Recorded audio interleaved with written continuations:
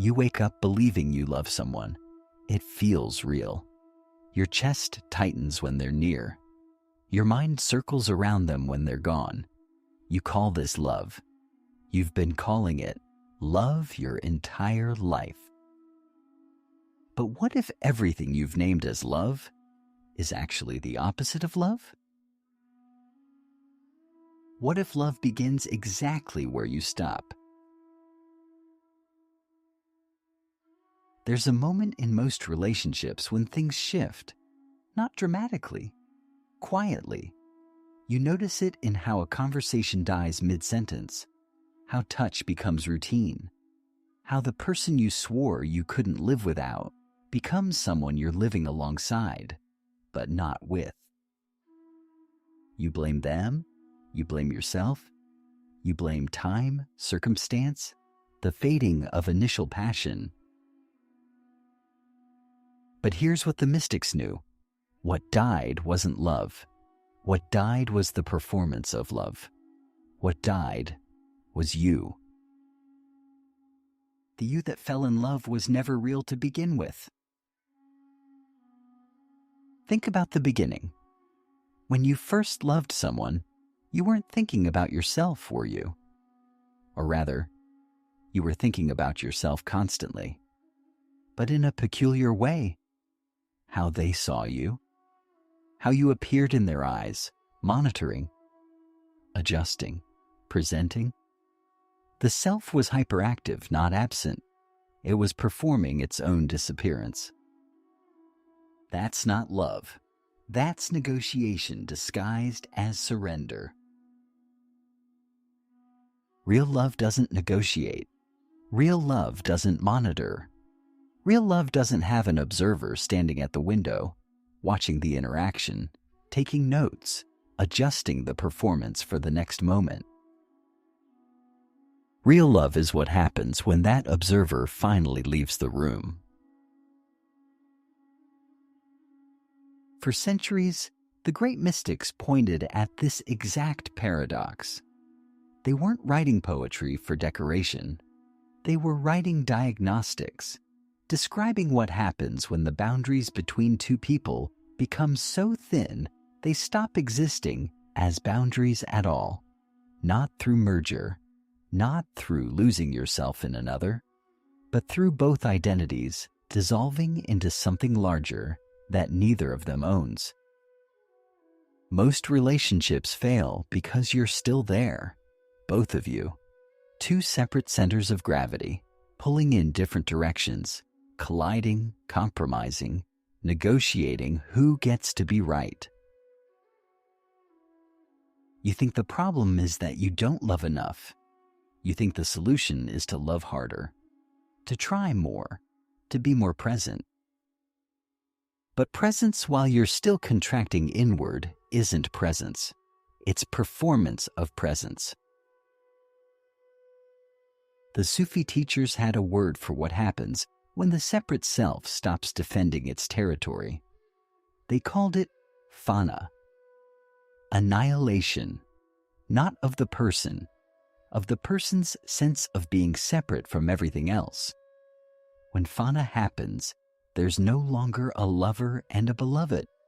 There's only loving, the action itself, happening through both of you, but belonging to neither.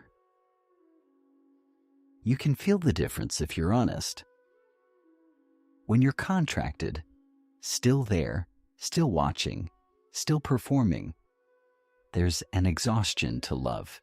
It requires effort, choosing it over and over, convincing yourself this person is the one.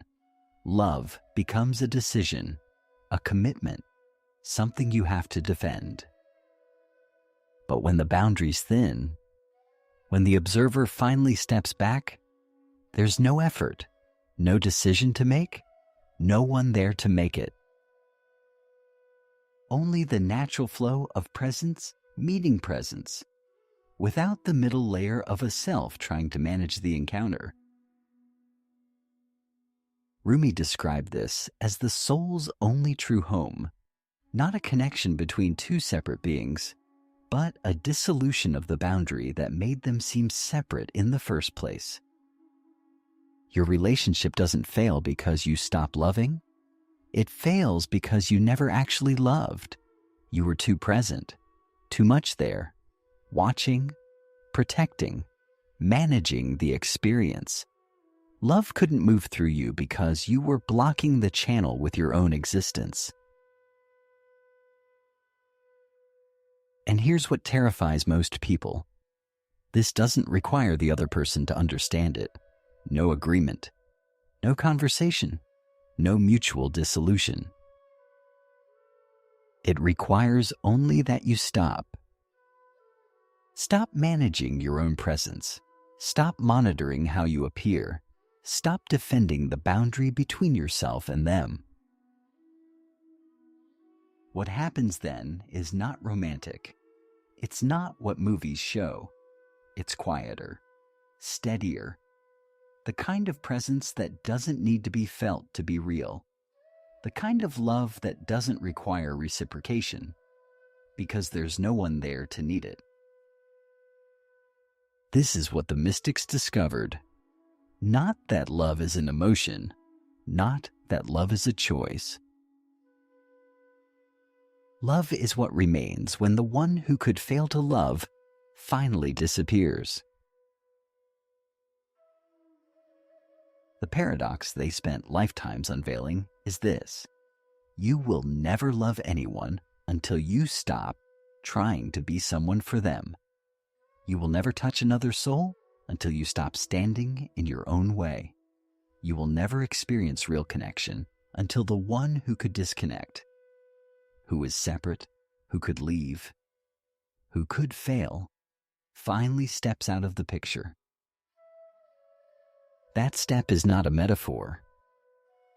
It's available to you, right now. There's a specific moment when this becomes real, not theoretical, not beautiful in an abstract way, real in the way that changes everything about how you move through a relationship. It happens when you stop trying to be a good lover. Most people never reach this point because they're terrified of what it means. If I stop trying to be good at love, won't I become selfish? Won't I hurt them? Won't the relationship collapse? These questions keep the separate self firmly in place, still performing, still managing, still believing that effort can control the outcome. But the opposite is true. The moment you stop trying to manage love is the moment love actually moves. Think about a time when you were completely absorbed, not thinking about being absorbed, not monitoring your absorption, just fully present, walking in nature, listening to music, watching someone sleep. In that moment, there was no you trying to do it correctly. There was only the doing itself. That's the state these teachings point toward, not as an achievement, as a return to what you already know, but have forgotten how to access. The trap. You can't reach this state by trying to reach it. You can't achieve dissolution by deciding to dissolve. The separate self cannot engineer its own disappearance. The watcher cannot watch itself stop watching. Any effort to get there only reinforces the one who is trying. So what actually happens? You begin by noticing, not changing, just noticing. You notice how often you're monitoring the other person's reaction. How often you're adjusting words before speaking them, filtering truth through what you think they want to hear, checking whether they still love you by reading their face, their tone, their distance. You notice how much energy it takes to maintain this constant surveillance. And here's what's crucial. Don't judge it. Don't try to stop it. Judgment and effort are just more layers of the same watcher, still trying to manage the experience. Simply notice.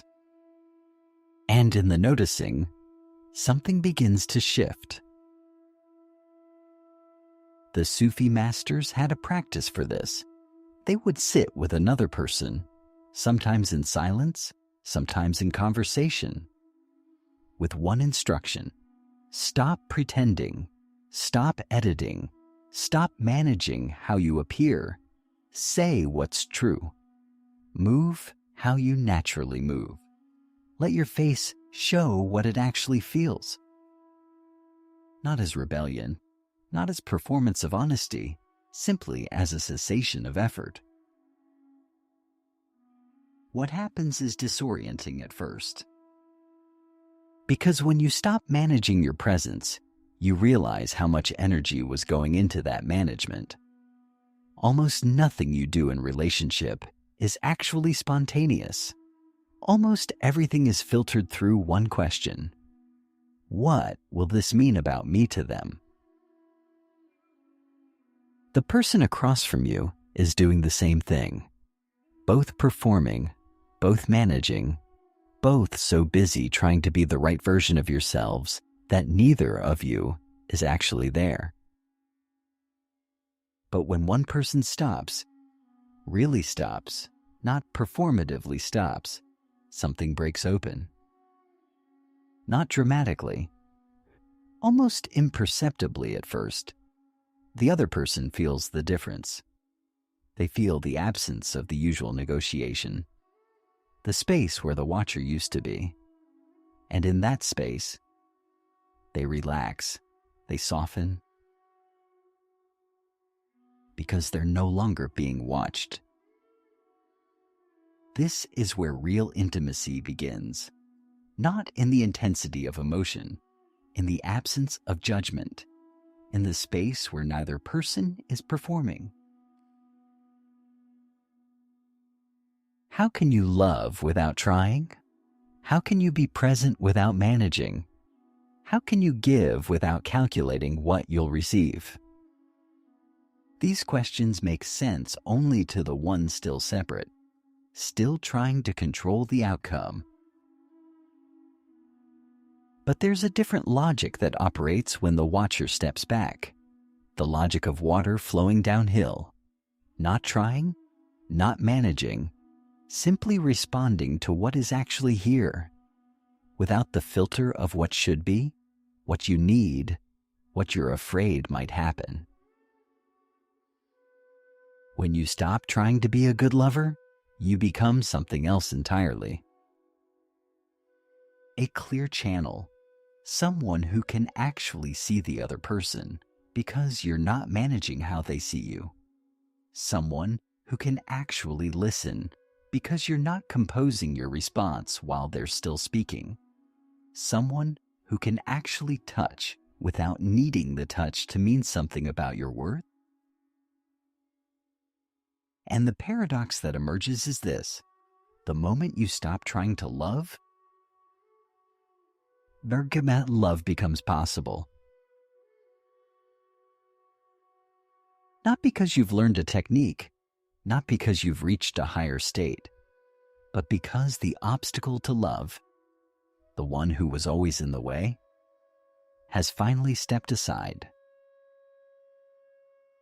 Disappearing doesn't mean leaving the relationship. It means disappearing from the relationship, becoming so transparent, so absent as a separate entity, that what moves through you is no longer your love. It's love itself, using you as a vessel. The other person will feel this. They may not have words for it, but they'll know the difference between being loved by someone and being loved through someone, between being managed and being met, between being performed for and being simply, completely seen. This is available to you in your next conversation, in your next moment of contact. Not someday. Not when you've meditated enough or understood enough or healed enough. Now. In the willingness to stop being the one who knows how to love and to become, instead, the space through which love moves.